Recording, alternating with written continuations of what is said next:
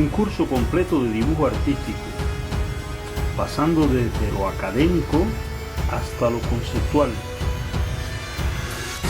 completamente gratis. Por favor, suscríbase.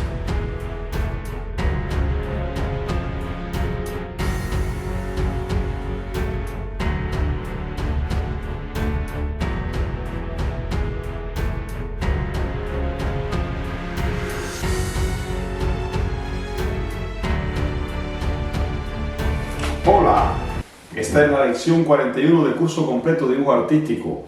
Esta es la segunda parte de la explicación sobre qué es la composición, cómo beneficiarnos de la pero no técnica excesivamente equilibrado. Y para eso, pues, utilizamos diferentes medios en la composición para lograr un equilibrio no tan punteado. Vamos a explicarlo. ¿Cómo haríamos la composición? El primer paso para hacer una composición es, este es el formato donde vamos a trabajar, ¿verdad? Entonces, ¿qué hacemos? El formato lo vamos a dividir, miren, este es el formato,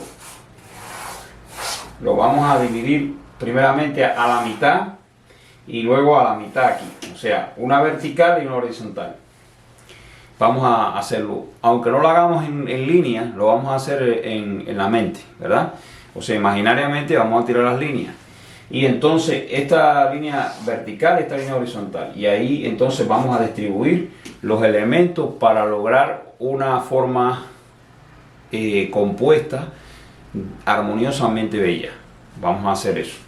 Esa es la regla fundamental para comenzar a hacer los bocetos de nuestra composición. Y usted va a determinar, según las leyes de la composición, cómo usted quiere que sea el trabajo que usted va a lograr, ¿verdad? Y entonces los elementos que usted va a poner tienen peso. Sí, esto es un concepto de composición, es el peso de los elementos. El peso tiene que ver con el efecto visual, o sea, la sensación visual en la persona. Los colores tienen peso, las formas tienen peso, los volúmenes tienen peso, las texturas tienen peso. Peso emocional visual, o sea, hacia dónde va la vista del observador. Por supuesto, el peso fundamental debe ser, o sea, la atracción visual fundamental debe ser el personaje fundamental que usted quiere resaltar. Usted está haciendo una ilustración para un libro, por ejemplo, hay un personaje que usted quiere resaltar. Quizás usted lo resalta porque está más iluminado, porque tiene un color más bello, porque está en primera plana, porque tiene texturas que los demás elementos no tienen, y de tal manera que cuando la persona mire la composición, lo primero que va a mirar es ese personaje principal. Entonces usted va a lograr componer la obra de tal manera que tenga un equilibrio, pero que a la vez no sea tan punteado ese equilibrio, pero que a la vez también resalte la idea que usted quiere. Entonces a distribuir los elementos que van a formar parte de la composición. Ahora, esas divisiones usted no lo va a hacer en el formato rayando o escribiéndolo. Usted lo puede hacer mentalmente. Y entonces va a tener en cuenta esto para poner los elementos. Ahora, tenga en cuenta que los elementos que componen una composición crean una atracción visual. Sí, la atracción visual es el peso. En composición se llama peso, las masas en peso. Pero es en peso visual. ¿Qué puede traer más o menos peso? La luminosidad de un personaje o de un elemento, más luz sobre él, la textura, las líneas, las áreas, todo eso van a servir como elemento que va a traer atracción visual. Nuestra atracción visual fundamental va a ser el personaje principal que queremos poner en la pintura, ¿ves? En la composición. El personaje principal sería la atracción fundamental de nuestra composición. Pero de ahí nosotros vamos a hacer que se recorra la vista por la composición, creando un ritmo en lo que es la mirada de la persona.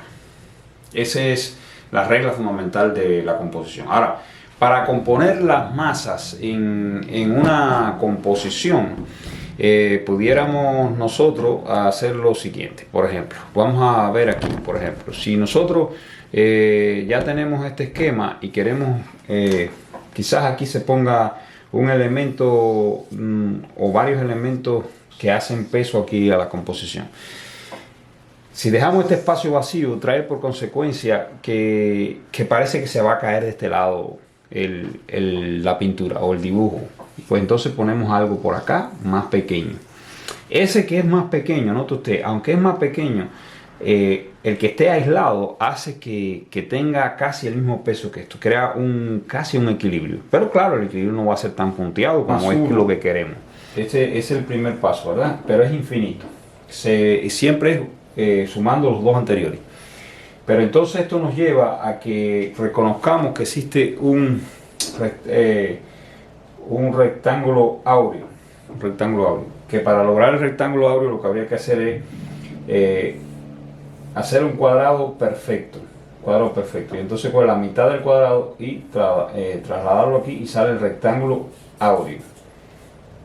Sería el rectángulo áureo. Y también reconocer que esta sucesión de Fibonacci, que descubrió Fibonacci alrededor del año 1200 de nuestra era,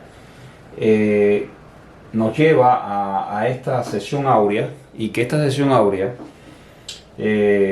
como notan aquí en este gráfico, como notamos en este gráfico aquí, es una espiral áurea que los renacentistas utilizaron mucho. Alberto Durero, Leonardo da Vinci en La Última Cena, Leonardo da Vinci en La Gioconda. 1 más 1, aquí está el primero, de ahí viene el 2, aquí 2, aquí 1, 1, 2, aquí 3, aquí 5 y aquí sería 8, ¿verdad? Y entonces se hace en forma de espiral. Y esta espiral es el diseño del Nautilio, es el diseño de las galaxias, es el diseño de muchas cosas en la naturaleza, lo que Dios utilizó para la creación. ¿Cómo pudiéramos ponerlo en la práctica? Porque todo este asunto puede parecer muy complicado y lo que más quiero es ser práctico.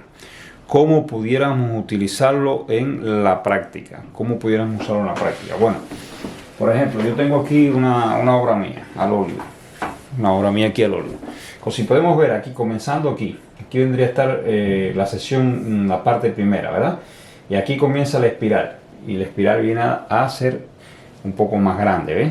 Va desde pequeño hasta, desde lo primero 1, 1 más 1, hasta vendría a ser la parte que pasa por el Do, el 3 y se va haciendo la espiral más grande. Si logramos eso, llevarlo a la práctica, vamos a dar una sensación un poco más hermosa. También utilizar cantidades numéricas que estén dentro de la famosa sucesión de Fibonacci. Recuerde que comienza sumando los dos números 0 más 1 va a dar 1, pero después sería 1 más 1 daría 2, 2 más 1 daría 3, 3 más 5 daría 8, 8 más 5 y así sucesivamente indefinidamente. A medida que se va alejando y se va haciendo el número más grande, entonces encontraríamos el número áureo.